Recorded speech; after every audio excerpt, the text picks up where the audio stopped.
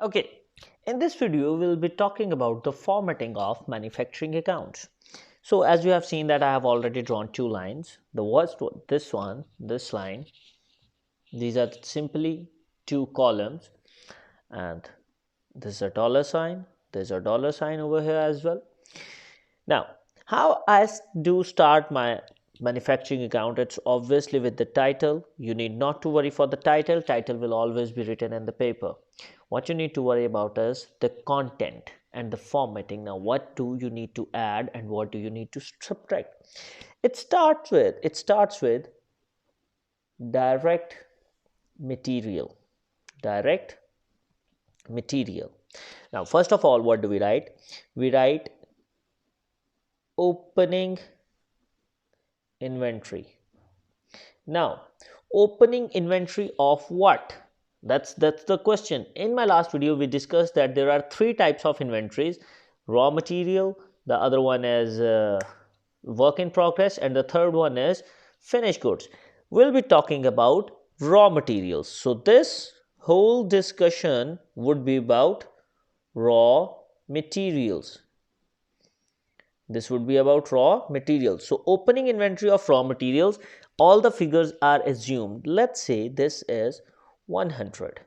Then we are going to add purchases. Purchases are of 2000, and then there was purchase return, and that was of let's say 200, and we are going to subtract it, and then we have carriage inward. Now obviously this carriage inwards also relates to the raw material. Okay, only carriage inward of raw material will be mentioned over here, and let's say that is being once again 300. And finally, what do we have? Closing inventory. And once again, closing inventory will be of what? It will be of raw materials only, and let that inventory be of 500, and we are going to subtract it as well. There's a very fine line over here. We are going to do the totals. 2 plus 2, 2100, 1900, and then we have 2200 minus 5, it's 1700. So what do I get is 1700.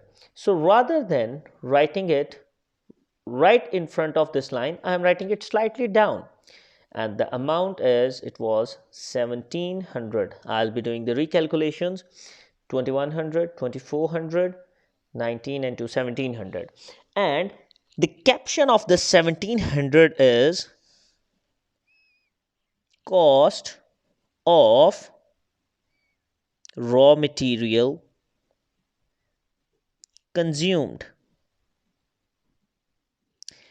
Now, class, listen. This is really very important that you write this heading, cost of raw material consumed. This is really very important to identify this figure, the name of this figure, and it is cost of raw material consumed. After that, we write direct expenses. What do we write? We write direct expenses. And indirect expenses, for your level, for this level, O levels, I am simply going to write just one. There are others as well. They are asked in the questions as well. But for now, what I am going to do is I am going to mention just one.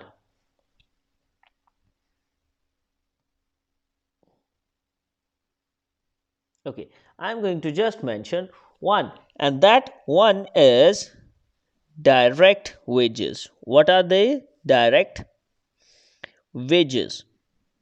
Now let it be the direct wages are for 1000. Now I'm going to add both of these, and the answer is 2700. The answer is 2700, and this 2700, this specific figure right over here is known as prime cost. Now class, generally this is what I'm going to tell you from my experience, that Generally, this prime cost carries 1 mark.